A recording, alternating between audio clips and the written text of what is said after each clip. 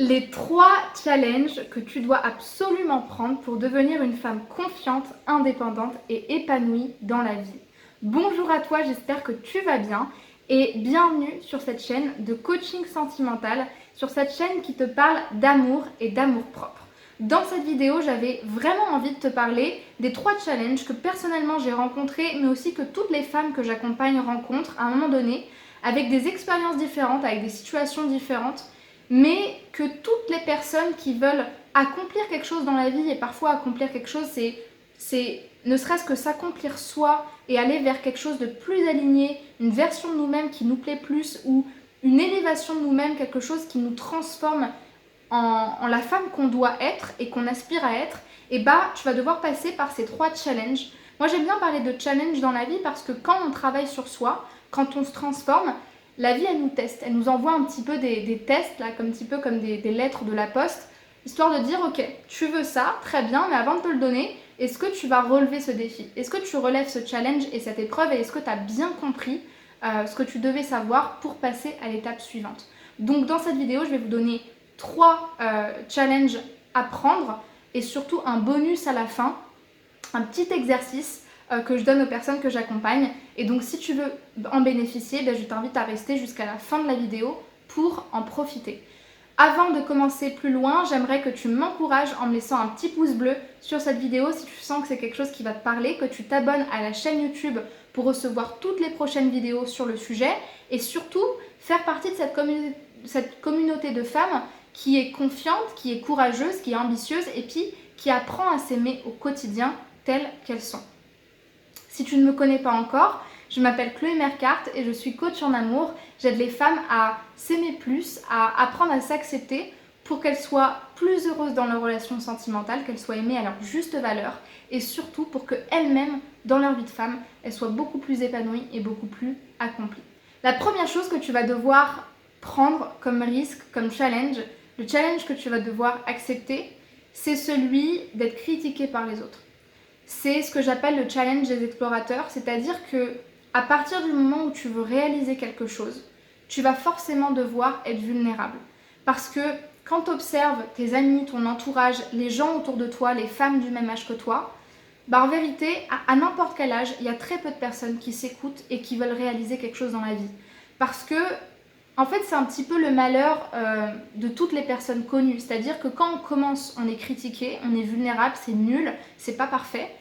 Et surtout, ce qui est encore plus compliqué, c'est de reconnaître que pour accomplir quelque chose, pour devenir différent, ça implique de prendre un chemin différent. Et ce qui est à la source de ce chemin différent, c'est de reconnaître que la voie de tout le monde n'est pas nécessairement celle qui est faite pour nous, et encore moins celle qui va nous emmener à notre objectif. Donc ça, c'est une grande phrase, mais en fait, mis dans la situation actuelle, ça peut être un choix de carrière, un choix personnel, un choix d'environnement de vie, un choix de partenaire, un choix de statut conjugal, d'être mère ou de ne pas être mère, peu importe ce qui est votre challenge aujourd'hui et ce qui vous taraude et ce qui vous fait avancer, peu importe l'âge que vous avez, quand on veut être une femme épanouie, confiante et indépendante, il faut accepter de devoir prendre des chemins différents de ceux des autres. Parce qu'on ne veut pas être comme tout le monde, parce qu'on veut briller tel qu'on est et qu'on veut avoir notre plan de vie, accomplir la chose qui est importante pour nous. Si vous avez un projet, un rêve, vous allez forcément passer par là.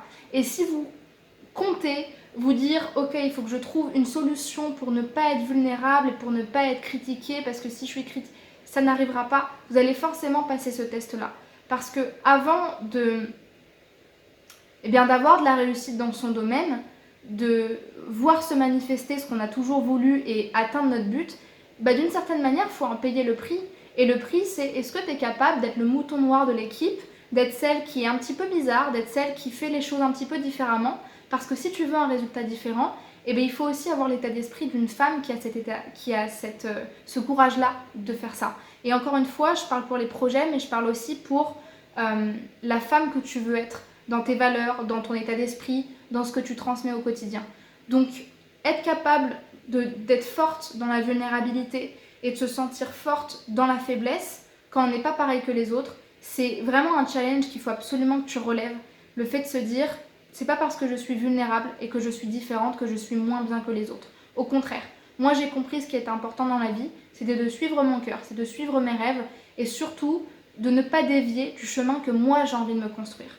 Et pour ça, le gros challenge, c'est de penser qu'il faut suivre le troupeau, ce qui est complètement faux. Donc, premier challenge à effectuer, j'accepte de prendre un chemin différent des autres et de croire en moi à travers ce chemin-là. Et même si je suis critiquée, j'y vais quand même parce que je sais qu'il faut que je porte ça jusqu'à ce que ce soit plus un problème.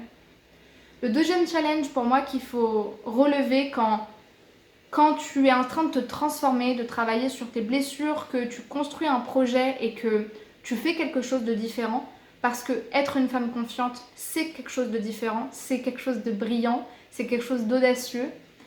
C'est pas le cas de tout le monde.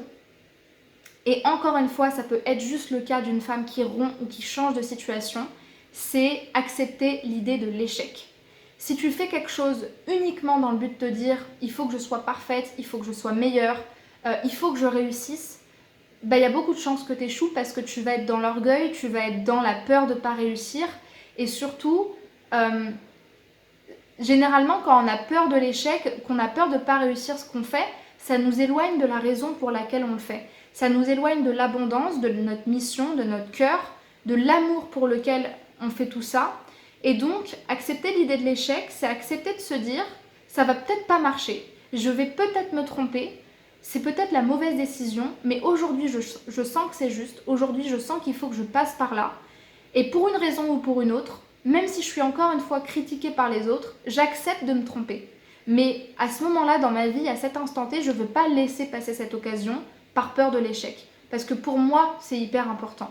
Le troisième challenge pour moi qu'une femme doit relever quand elle veut être confiante, indépendante et épanouie dans sa vie, c'est de se dire j'ai le droit de décevoir les autres, de décevoir mes proches, mon entourage. Et il y aura forcément des moments dans ma transformation, dans mon évolution, où je ne vais pas plaire aux autres. Pourquoi ? Parce que quand on change, ça challenge énormément notre entourage. Souvent, et c'est pas pour rien d'ailleurs, on choisit des relations qui sont en accord avec nos blessures, avec ce qu'on était à l'époque, avec une certaine vision de la vie. Donc quand je change, c'est aussi tout mon entourage qui en est perturbé et qui est bousculé par ça.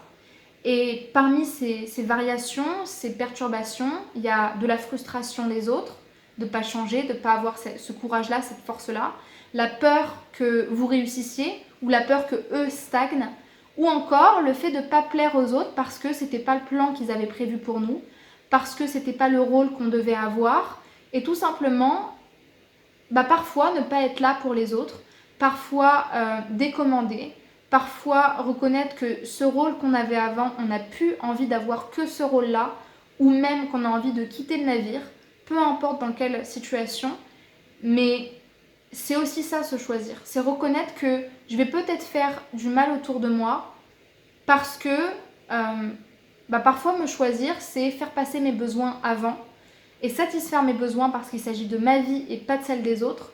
Et donc, quand on enlève notre responsabilité sur le bonheur des autres, ça perturbe toutes les relations qu'on avait. Mais c'est aussi ça qui pousse les autres à s'accepter tels qu'ils sont, à se responsabiliser eux-mêmes de leur propre bonheur et à grandir.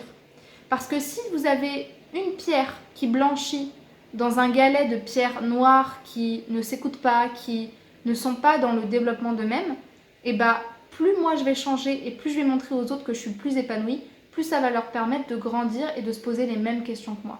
Donc si je me fais confiance et que je me fais passer en priorité et que je suis quand même tout le temps dans le respect des autres quand je me choisis, il y a de fortes raisons pour que les personnes qui sont prêtes à écouter ce changement-là et ont le cœur ouvert, ça pourra les inspirer, ça pourra les faire grandir et elles ne pourront pas vous le reprocher de vous choisir et de vous faire passer en priorité.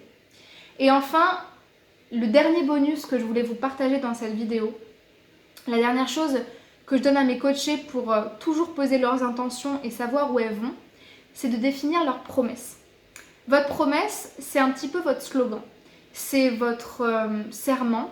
C'est ce sur quoi vous allez vous baser à chaque fois que vous avez un doute, à chaque fois que vous voulez définir votre vision, savoir où vous allez, qui vous voulez être, pour avoir tout le temps confiance en vous et pour avoir une foi indubitable sur le projet que vous poursuivez, la femme que vous êtes en train de devenir. En quelques mots, la promesse, c'est un petit peu le paragraphe, quelque chose que vous allez vous réciter tous les matins ou tous les soirs pour poser votre intention et ne pas dévier de votre but. La promesse, elle commence toujours par moi, nom, prénom. Je me fais la promesse de, ou je prête le serment de. Donc moi par exemple, ma promesse, ça donne, moi Chloé Mercart, je me fais la promesse de. Et là, vous allez suivre avec tous vos objectifs de vie, vos rêves, vos projets, mais aussi la femme que vous voulez être, ce que vous voulez être capable de faire, et toujours en finissant par qu'est-ce que je m'engage à faire pour être cette femme-là? Qu'est-ce que je m'engage à faire pour avoir cette vie-là? Qu'est-ce que je m'engage à faire pour avoir ces relations, pour manifester ça dans ma vie? Il faut que ce soit super clair pour vous, ce que vous voulez et ce que vous vous engagez à faire et à être pour manifester ça dans votre vie. Et une fois que vous avez défini cette promesse-là, ce qui va être très important, plus important que les mots en eux-mêmes, c'est pendant les 5 minutes que vous allez réciter cette promesse-là, mettre tout votre cœur dedans. Vous le faites juste avec vous-même. Donc vous n'avez pas à avoir peur du regard des autres. Là, c'est entre vous et vous-même en fait. Qu'est-ce que je veux? Qu'est-ce que je veux être? Qu'est-ce que je veux faire? Donc je ne vais pas me juger quand je vais réciter cette promesse, mais je vais mettre toute ma croyance, toute ma foi, toute mon espérance dans cette récitation-là, un petit peu comme si je faisais une prière, en ressentant beaucoup d'amour, beaucoup d'espoir, et en essayant au maximum, quand la peur arrive, de remplacer, de troquer la peur par de l'abondance, en disant j'efface cette peur et je la remplace par une foi encore plus grande, par une envie de accueillir encore plus ce que je veux et de le ressentir au fond de mes tripes, de le ressentir à quel point j'ai envie de ça, à quel point je me sens capable de ça. Votre promesse, c'est tout ça. Donc moi, prénom, nom, ce que je veux être, ce que je veux faire et ce que je m'engage à faire pour faire ça.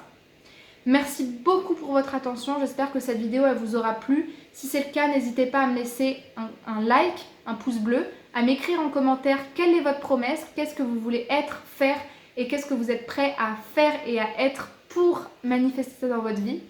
Et lequel des challenges vous aura le plus parlé, lequel vous vous sentez capable de mettre en place, quand est-ce que vous allez le mettre en place dans votre agenda, comment vous allez le mettre en place.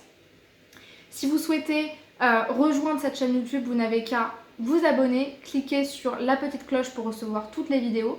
Et pour celles qui veulent me rejoindre sur Instagram pour avoir plus de contenu quotidien sur l'amour-propre, sur les relations amoureuses et sur la dépendance affective, eh bien c'est Chloé Mercart sur Instagram. Vous aurez le lien de mon compte dans la barre de description. Merci beaucoup pour votre attention, pour votre écoute et à très vite pour une prochaine vidéo de coaching sentimental.